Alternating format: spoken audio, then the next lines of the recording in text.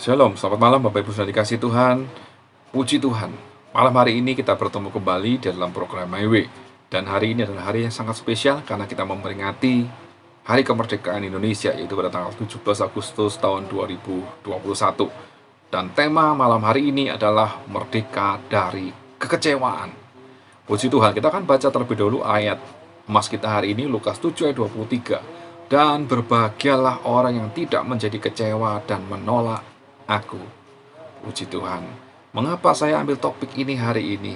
Karena momennya pas hari kemerdekaan bagi bangsa Indonesia. Dan mengapa saya ambil tema atau judul Merdeka dari Kekecewaan? Karena sampai hari ini masih banyak anak-anak Tuhan yang ternyata hidupnya masih dijajah oleh rasa kecewa. Betul atau betul? Bapak Ibu silakan jawab sendiri dalam hati ya. Jika kita hidup masih dijajah oleh kekecewaan, maka hidup kita itu tidak akan bahagia.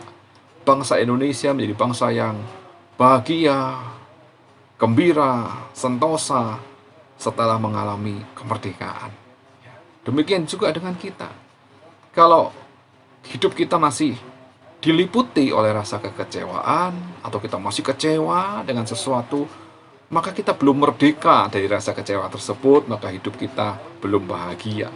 Satu pernyataan yang sering kita dengar dari dulu sekarang, mungkin sampai selama-lamanya kita akan dengar pernyataan ini, yaitu jangan berharap kepada manusia, nanti engkau akan kecewa.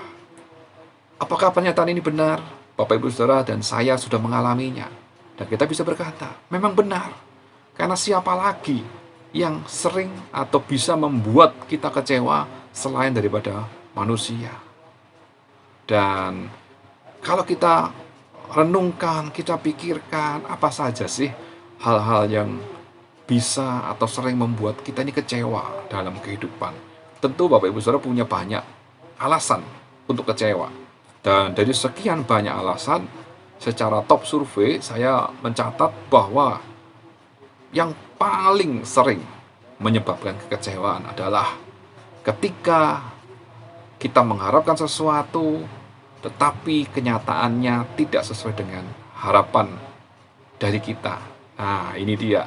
Jadi kekecewaan yang terjadi dalam kehidupan kita, yang paling utama, itu seringkali terjadi karena kita berharap akan sesuatu, tapi kenyataannya tidak seperti yang kita harapkan. Seringkali kita berharap bahwa ada orang lain yang mau mengerti kita, mau memahami kita. Kenyataannya tidak semudah itu.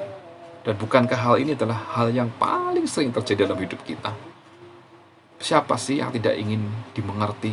Siapa sih yang tidak ingin dipahami? Siapa sih yang tidak ingin diperhatikan? Kita selalu berharap seperti itu. Dan itu satu harapan yang kita gantungkan kepada manusia atau orang lain.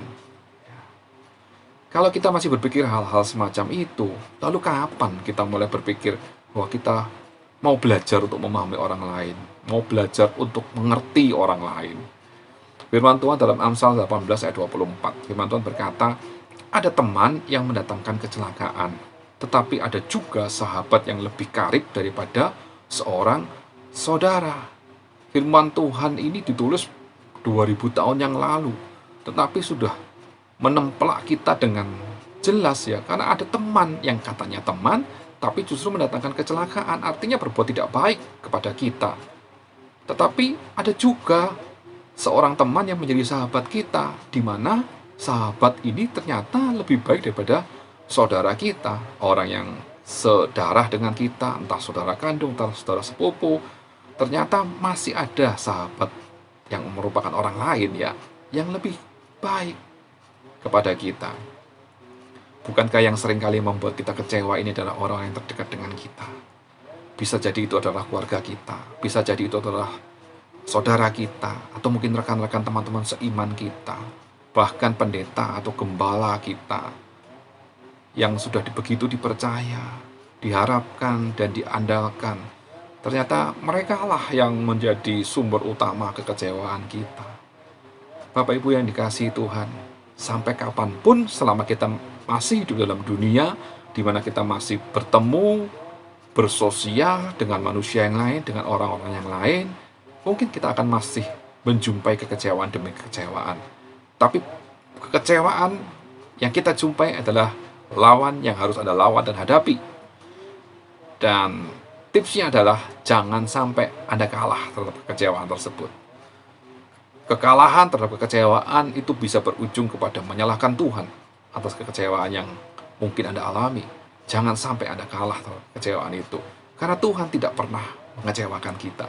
Kalau kita baca ayat nats kita hari ini, Lukas 7 ayat 23, dan berbahagialah orang yang tidak menjadi kecewa dan menolak aku, maka pikirkan ayat firman Tuhan ini, jangan sampai kita kecewa, jangan sampai kita menolak Tuhan, karena kalau kita kecewa, sampai menolak Tuhan, hidup kita tidak akan bahagia. Lalu apa solusinya untuk menghadapi kekecewaan ini? Satu lagu pujian yang lama, yang saya ingat kembali, tak pernah kecewa mengiring Yesus. Ingat lagunya? Tak pernah kecewa mengiring Yesus, tak pernah kecewa, ku serahkan semua. Jalan serta Yesus, semakin bahagia, tak pernah kecewa untuk selamanya.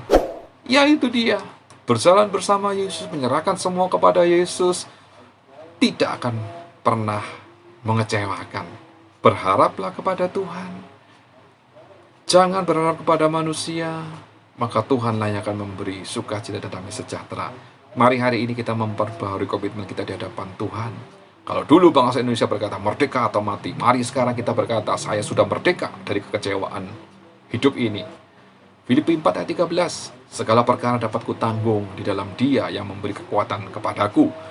Lalu 1 Petrus 5 ayat 6 dan 7, karena itu rendahkanlah dirimu di bawah tangan Tuhan yang kuat, supaya kamu ditinggikannya pada waktunya. Ayat 7, serahkanlah segala kekhawatiranmu kepadanya, sebab Ia yang memelihara kamu. Mari kita merdeka dari kekecewaan, karena hari ini Yesus sudah ada dalam hidup kita. Dia datang untuk memberi kekuatan, Dia datang untuk memberkati, Dia datang untuk membuat kita menjadi pemenang. Puji Tuhan. Selamat malam, selamat beristirahat, Tuhan Yesus memberkati kita. Amin.